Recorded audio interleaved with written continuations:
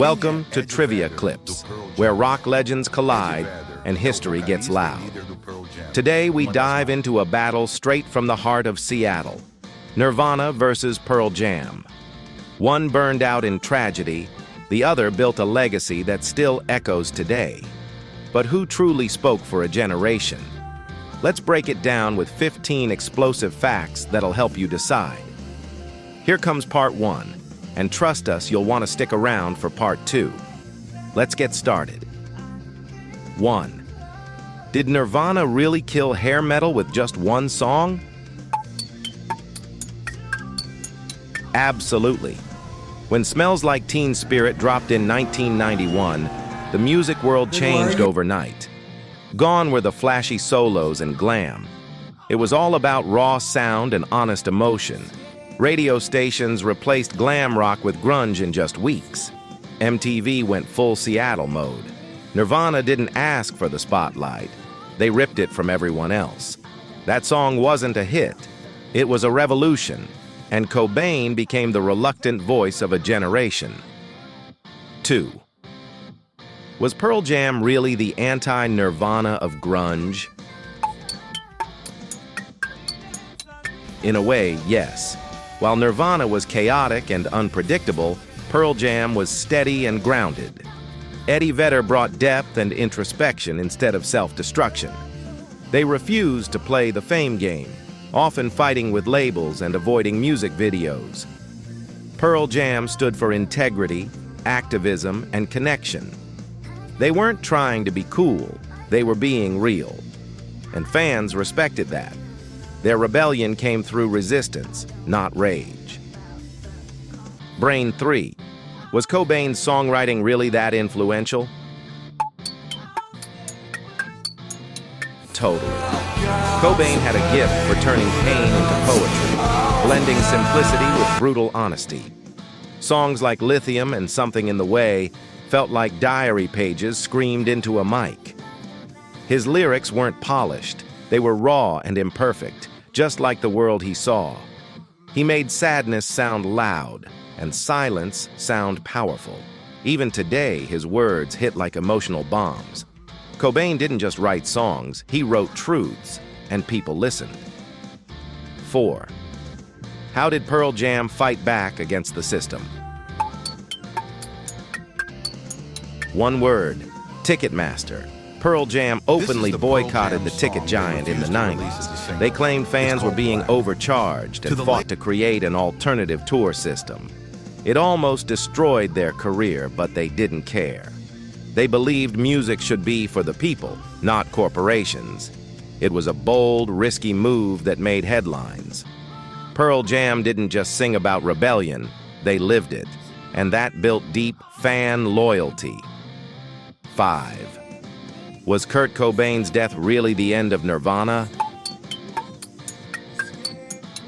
Yes, Nirvana ended the moment Kurt pulled the trigger in 1994.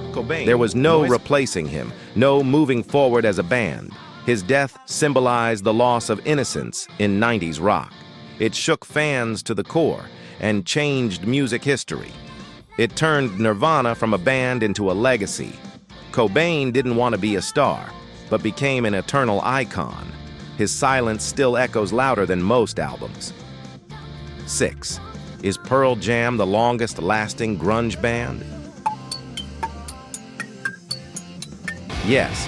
While most of their peers faded or broke apart, Pearl Jam kept going. They've released over 11 studio albums and toured for decades. Their sound evolved without losing authenticity. They proved you can survive success without selling your soul. They outlived the grunge explosion and became a rock institution. Pearl Jam aged like fine wine, gritty, deep, and bold. Longevity became their greatest protest. Television 7. Did Nirvana hate being famous? More than anything, Cobain felt trapped by the fame he never wanted. He hated the media's obsession with him and hated being labeled a spokesman. He believed fame corrupted music and poisoned creativity. He lashed out in interviews, and even their MTV Unplugged was anti-celebrity in tone. Nirvana's rise was explosive, but also painful. They were too real for the system they entered, and that made their fame feel like a curse. 8.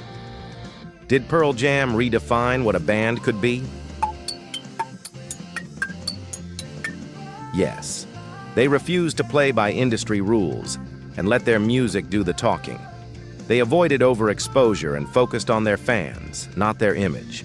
Eddie Vedder even stopped giving interviews for years. They built a community, not a brand. Pearl Jam concerts became gatherings, not just shows. Their loyalty to their art and people was unmatched. They didn't rise to fame. They stood still and let fame come to them. That's just the beginning of this epic showdown. We've seen rebellion, tragedy, and revolution, but the best is yet to come. Click now for part 2, where we uncover more facts that could change your final decision. And don't forget to like, comment, and subscribe to Trivia Clips, because the battle's far from over. Hey, welcome back to Trivia Clips. This is part 2 of our face-off between Nirvana and Pearl Jam. If you missed part 1, go check it out first. You don't want to miss the full story. Now let's keep the battle going with more mind-blowing facts. Because the 90s weren't just about grunge, they were about these two giants. Let's continue. Here's where it gets real. 9. Was Nirvana really that musically simple? Technically, yes. Most songs were built with basic chords and minimal production. But that simplicity was intentional, and it made the emotion hit harder. Kurt believed music should be felt, not perfected. What mattered was the feeling behind every chord. He turned rawness into a superpower. It wasn't about notes. It was about need. And that made Nirvana unforgettable. 10. Did Pearl Jam grow musically over time? Absolutely. From the rawness of 10 to the maturity of Gigaton, they kept evolving. They experimented with acoustic sounds, punk energy, and even political rock. They never got stuck in one box. Eddie's voice matured, lyrics deepened, and the band refined their identity. Pearl Jam is a band that grows with you. Their fans age, but never outgrow them, and that's rare in rock. 11. Did Nirvana's MTV Unplugged change music TV? Yes, it became one of the most iconic acoustic performances ever aired. Cobain performed haunting covers and raw renditions that stunned the world. It was stripped down, emotional, and full of tension. There were no flashy lights, just vulnerability. It made people cry, think, and listen. That night, Nirvana didn't explode. They whispered, and it was louder than ever. Ticket 12. Why do Pearl Jam fans treat concerts like sacred events? Because no two shows are the same. Pearl Jam changes set lists every night. They play deep cuts, rare tracks, and long jams. Some fans have seen them live dozens, even hundreds of times. It's about connection, not repetition. Their concerts are experiences, not routines. Each show feels like a one-night-only celebration. And that kind of loyalty is earned, not bought. 13. Did Kurt Cobain want Nirvana to sound more like the Beatles? Strangely, yes. Kurt was obsessed with melody and pop structure. He admired John Lennon deeply and wanted to write beautiful songs with dark lyrics. Tracks like About a Girl and Penny Royal Tea show his softer side. He once said he wished Nirvana could be more clean sounding. But his demons always pulled him back. There was a pop heart inside the grunge king, a melody wrapped in noise. 14. Is Eddie Vedder still one of the best live vocalists today? Yes, his voice remains powerful, raw, and emotionally gripping after decades. He doesn't just sing, he lives every word. From intimate whispers to primal screams, he controls the entire room. Even critics who disliked grunge respected his vocal presence. He's not flashy, he's real, and that presence never faded. Eddie sings like it's still 1992, but wiser. Balance 15. So, who was the real voice of the 90s? Nirvana burned fast and left ashes of impact all over the world. Pearl Jam kept walking through the fire and still shines today.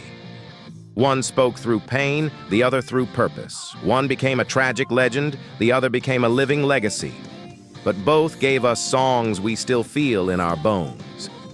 Now the question is yours to answer. Now you've heard it all. Pain, passion, power, and purpose. So tell us, Nirvana or Pearl Jam? Drop your answer in the comments and let us know which fact hit you the hardest. Make sure to like, share, and subscribe to Trivia Clips, because more legendary battles are coming. Stay loud, stay curious, and never stop listening.